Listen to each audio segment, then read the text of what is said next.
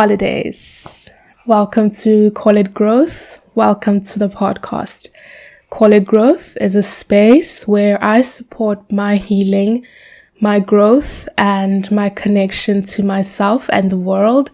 And I support anybody and everybody who finds safety and comfort on this space. How are you doing? How are you feeling in this moment? Started off on, I think you can tell just by how I've started the video that, there's a lot showing up for me. I guess I could just go right into the topic of this video, and that is holiday blues, holiday sadness. I know Christmas for many is a joyous time. A lot of people are connecting with families they haven't seen in the past year or longer.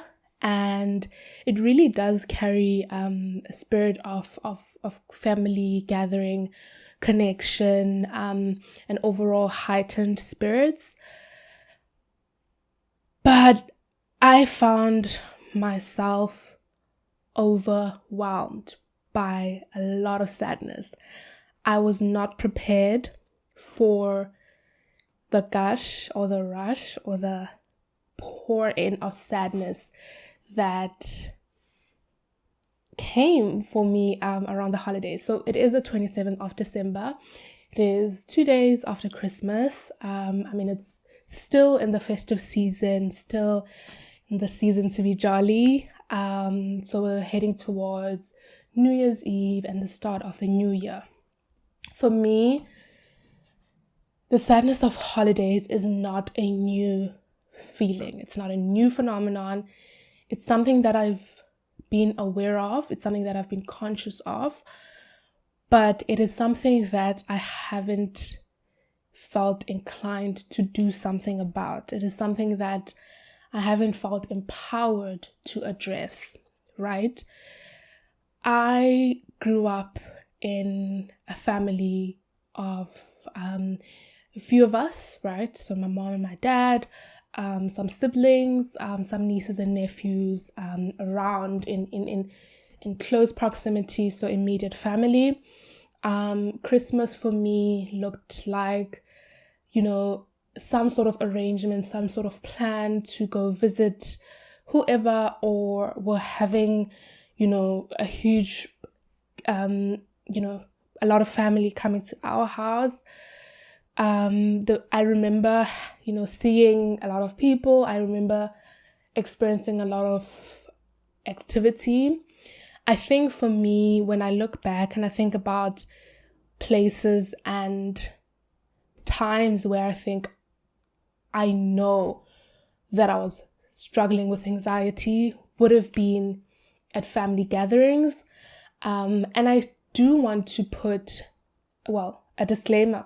I want to put this disclaimer on all my videos. 1, I'm not a licensed therapist, counselor, or healthcare professional. 2, I think that whatever I say on this space is not meant to count as a recommendation, a diagnosis, or it really is about you taking whatever you feel will work for you and leaving the rest. But for the purposes of this video, the other disclaimer I want to put on this video really has to do with the way that this conversation ends up framing my family and my environment growing up.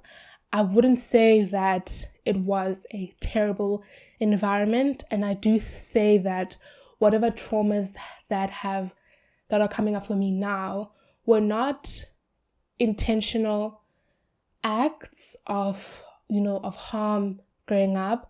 I acknowledge a lot of things in the way things took place in my life, and I think a lot of people might relate to having good parents, having present parents, having parents that have tried by all means to create a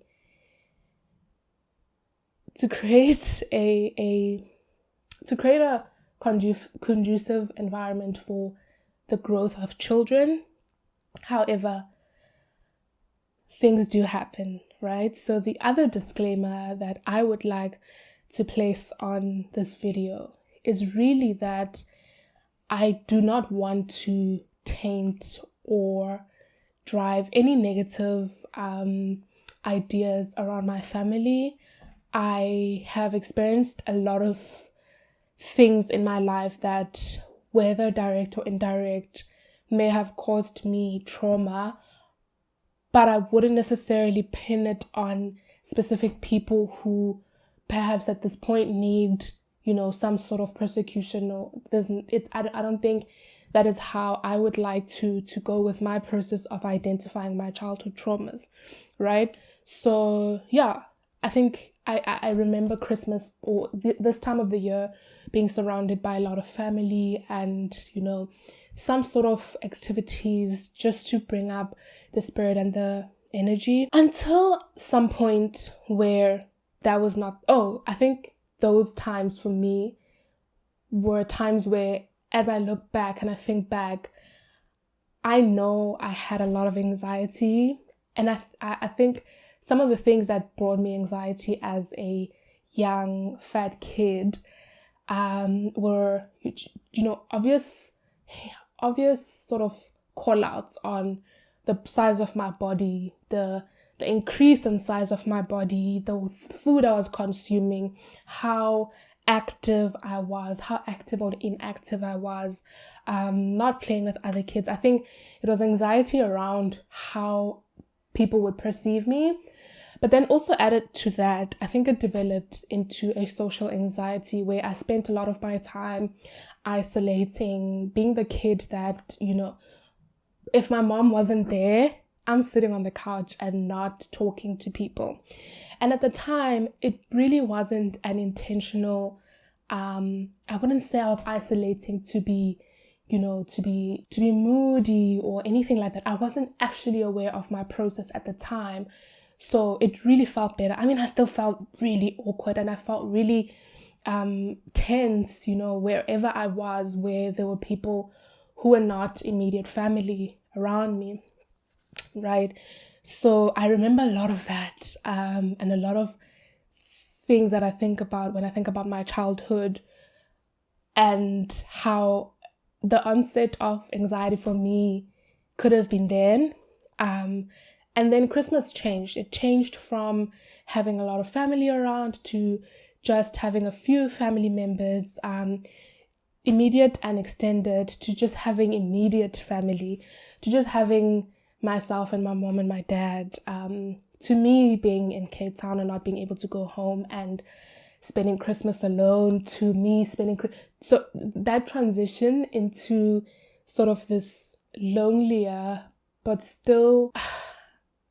I guess it has always felt lonely, but it has transitioned to loneliness or feeling isolated with a lot of people, and loneliness and a bit of isolation with just me alone. So when I really account for Christmas memories for me, it has always been surrounded by a lot of sadness. I think also just sadness around looking back in the year and thinking about the things that I didn't do well in, thinking about the way that I'm not able to do the things I want to do for my family, thinking about the way that I failed or have not done well in relationships. I really think that this time of the year for me becomes a reminder of the negative emotions that I harbor inside of me. And because everyone is happy and joyous and, it doesn't seem like anyone else is bothered by anything, I usually tend to feel very isolated in my experience of reflecting on the year and not feeling accomplished or, like I deserve a celebration. So, and it's become a bit harder and more, like it really has become difficult to think about and process as an adult, because I had imagined that my celebration around, or my experience around Christmas celebrations would have changed. It would have transitioned into a place where I'm responsible for creating those experiences. However, I still cannot, just based off of being unable to do that financially. I'm not able to be with my family right now because of finances, right? So that just brings up a lot of negative emotions inside of me that crept up. They really just came gunning for me. I think it was around Christmas Eve where I was like, I think I also had planned to like declutter my space, clean out our flats, and just do a lot. And I woke up that day and I was like, personally, I cannot show up. I just really, really cannot show up. I'm sad. I'm really, really, really, really sad, like inconsolable type of sad. And then it made me realize that I've been sad about festive season for a while now. And I've been sad about not being with family or not having what looks like a conventional Christmas or conventional festive season, right? I've been sad about that for a while. But because it's like festive season and it quickly goes away, and then it's the new year, then there's a lot more time before that experience again, I haven't thought to do anything about it. I haven't thought to address it, whether personally or with other people. And I think I just also recognize that other people may be experiencing their own set of traumas around Christmas, around celebrations. And so a lot of people show up with a lot of their own experiences and their own sadness or joy around Christmas. And when that all comes together, for me, it could either create an overwhelmingly like heightened sense of portraying happiness or portrayal of joy, or I tend to get the sense that other people are unable to also show up in the joy, so that makes all of us quite sad or under the weather.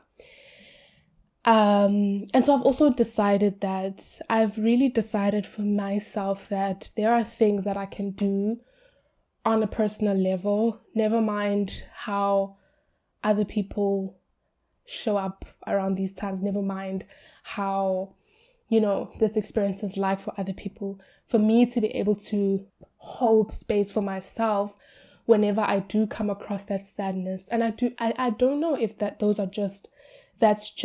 a fair account of why I feel sad around those times of the year. I just know that I feel sad. Added to that, I am grieving. I feel like I am in a process of grief, and I didn't expect myself to grieve in this way for the person I lost, but yeah, that's a story for another day. So added to the sense of sadness, there's grief, and there's feeling a lot of guilt for not being able to carve certain experiences for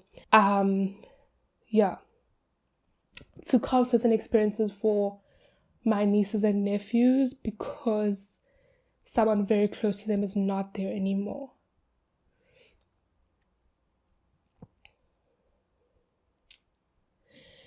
So all of that combined is a lot. It feels very, very heavy. But I think beyond recognizing those emotions for myself and beyond paying attention to them and sort of being aware of them, I think there are things that I can do for myself that will take me through that time of the year, or this time of the year, in a more gentle and a way that looks out for me more than anything, right?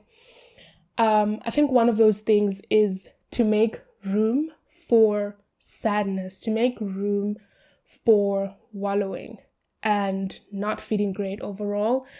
I am the type of person, I've realized that I'm a type of person where if I'm having a overall good experience in life, whenever there is something that offsets that, so if I'm having good time, I'm doing well in school, I'm doing well in my career, and there's a moment where a trauma comes up for me, or I feel offish sometimes, I I spiral a little bit, right? I spiral into negative emotions just because I think one of the reasons that I do that is because I didn't make space to feel things on the negative spectrum of things. So I go on this high and life is great, and I don't recognize that along the way I do incur a bit of trauma. I do incur a bit of triggers. I come across triggers. I come across things that may remind me of the things that I'm traumatized of, and so I spiral. One bad thing, I'm down, down, down, down bad. I'm not sure why. I'm working on uncovering that. But one of the reasons is probably because I was not intentional about taking time to think about my feelings and speak about my feelings. So one of the things that I really want to be more intentional about is creating space for sadness. So I really want to be intentional around, and I think that sounds a bit weird, right? Because why am I always expecting to be sad? But I think once you are someone that has realized and come to terms with the fact that once you have been diagnosed or you have been made aware of the fact that you struggle with some sort of mental illness, you need to be cognizant that it may come up again in the future, right? So I do think that there are instances that still trigger me. There are moments that trigger me a lot, and I don't know if I react or respond to them in a way that I don't even want to say mature, because that's not it's not a conversation of maturity. It's a conversation of where those traumas leave me, if that makes sense. I don't think it's so. There are a lot of experiences and moments that happen that trigger me, and I don't think I respond to them in a way that allows me to be functional after that, or allows me to appear joyous after that. I am someone that whenever I am triggered, anxiety or like depression, I tend to sink. And so I spent a lot of my time on the 24th and 25th on Christmas Day in bed, snacking away, watching movies. I think even if someone would call me, there was a good chance that I would ignore that call because I was crying in intervals. I had intervals of just pure crying and like sanity, or like pure crying and feeling like, okay, we can do this, So yeah, I think I really didn't expect that I would feel that way. And so had I made a little bit of room to remember that previous years have felt like this, and there is a chance that I could feel that way, how can I hold space for myself? How can I make myself feel better? Whether it is allowing myself to cry, like cry for real, and acknowledge that I am sad. I think I was in denial about feeling sadness because I was like, first of all, why are you sad? Like, it is a regular day. I mean, it's not, but it's just another day. It's another 24 hours. It will pass. So I did invalidate my feelings in that moment. So I think making room for sadness and dealing with that sadness, whether it is treating myself to a nice warm bath, allowing myself to sit in bed without feeling like I'm in a deeper slump than I possibly am, and allowing myself to bring myself comfort in the way that I need. If it means I run myself a nice warm bath, or I eat my favorite foods, or I talk to a friend, which is another thing. I had so much guilt about feeling that way when I know that the people around me have different experiences. It is a selfish approach to it because I could be sharing that with someone else unknowingly because I'm not feeling like I should be reaching out, because I don't want to take away from the experiences of the people around me. So it was tricky to navigate. I didn't know what to do. Looking back, I possibly could have called a friend to say, hey, I'm not really feeling well. Can we talk for like 5 minutes just so that I can feel connected to someone right now? Because I really did need to get the loneliness. I needed to get through the loneliness, and I didn't know how. So that's for one. For one, I need to create space for myself to feel the way that I feel and do things for myself, or attend to those feelings in one way or another. Okay. Two, I think in sadness, I definitely recognize that, and it takes me a while to really, want to put myself in it takes me a long time to want to push myself into a place where I can find the small moments to celebrate. So the second thing for me is that in sadness, I need to search and I need to dig and remove, the webs of sadness somehow, to be able to go to the places where I find joy, right?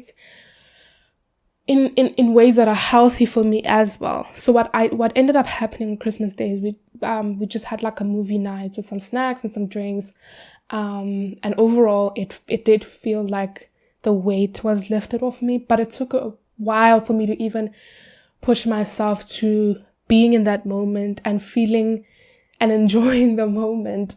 So whether it is being able to get up that day, I need to be able to celebrate that.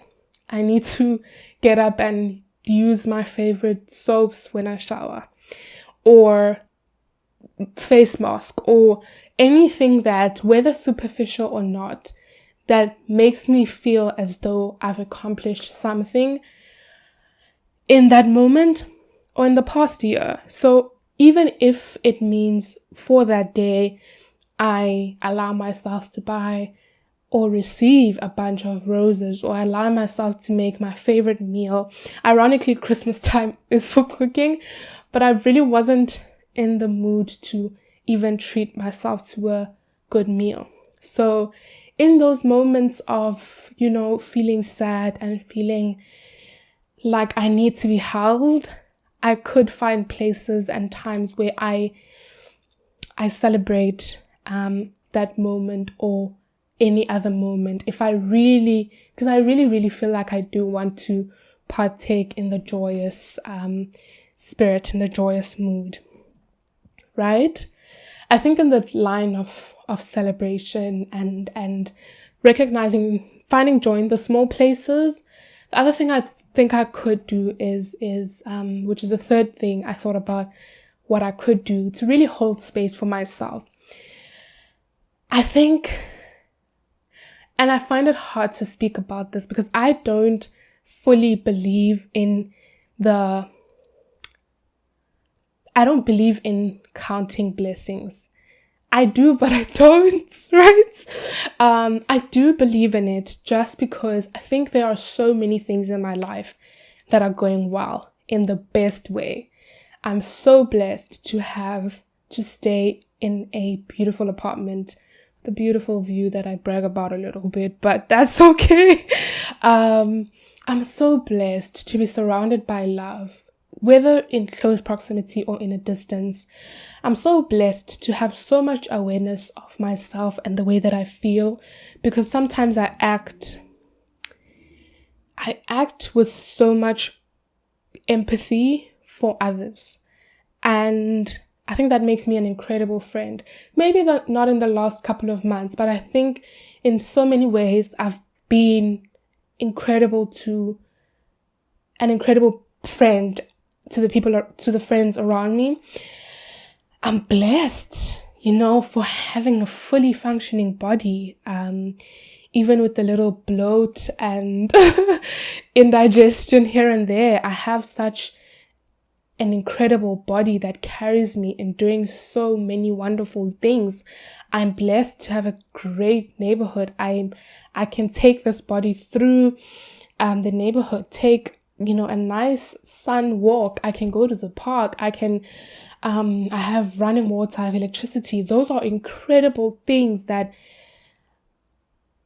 a lot of people are looking to get, to achieve, to improve their quality of life, right? I think in the greatest way, I almost minimized it there, but in the greatest way, I have a positive quality of life. Can it get better? Completely. I don't believe in count your blessings just because I think people sometimes get dealt the most horrid deck of cards. And I think sometimes when I feel bad, I'm like, why is life like this for me? In so many ways, there are things that really bring me pain, really bring me sadness. I've mentioned not being able to achieve at the length that I want to achieve, to bring that joy and pride to my parents, to be able to do things just so that my parents can enjoy softness, because my parents are even today working their hats off.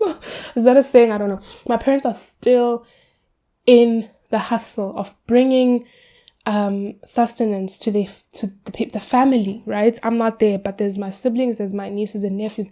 They are still doing all that work. I'm still not able to create experiences for my nieces and nephews that look magical or are magical.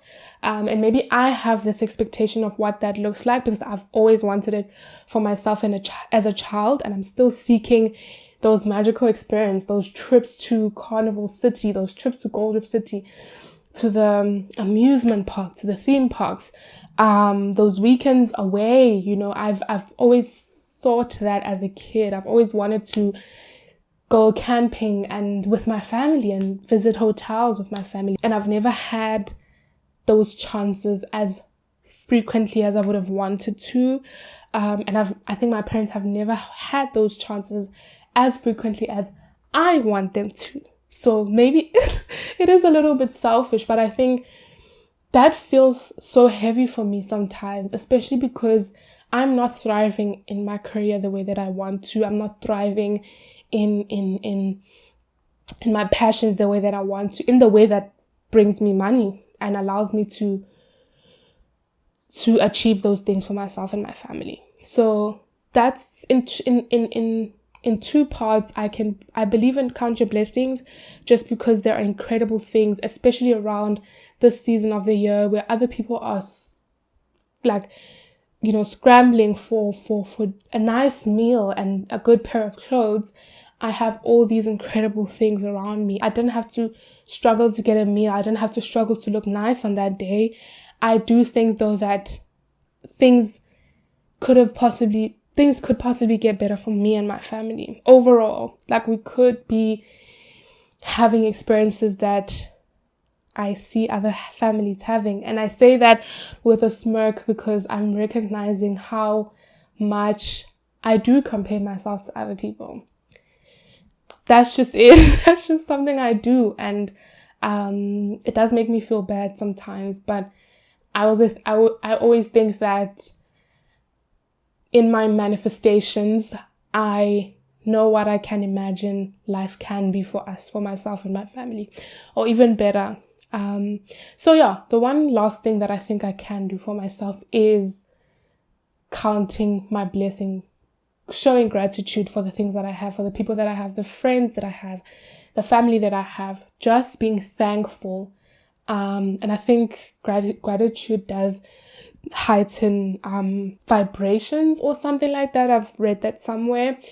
I think showing gratitude will really allow me to view my life from a more wide-eyed view as opposed to just that moment, because it becomes so intense and so heavy that all I recognize is I'm sad on Christmas and I'm not with my family and life is horrible and I just hate it. Where I have an incredible family.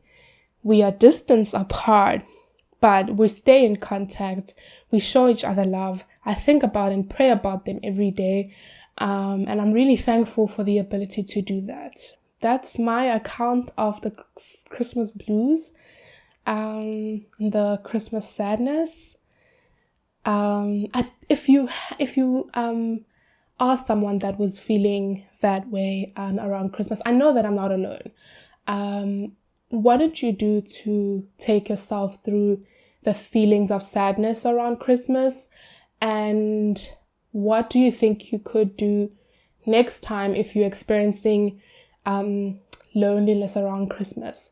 If you're someone that wasn't spending Christmas with the people you think you could have been spending Christmas with, who did you spend Christmas with instead, and how was that for you? I know there are people out there that have struggles with family and they can't go home, or there's just limitations to how, when Christmas is centered around family, that is not your experience. So how was that for you? Let me know in the comment section.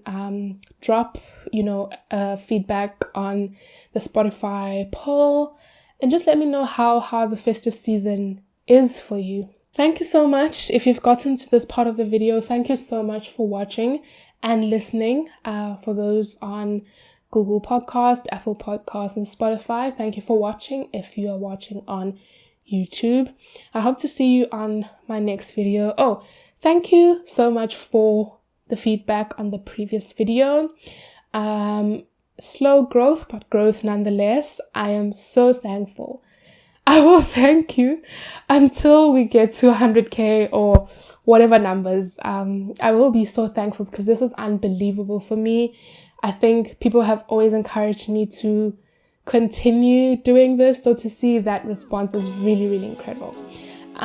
Remember that you're loved, you're able, you're worthy, and you matter.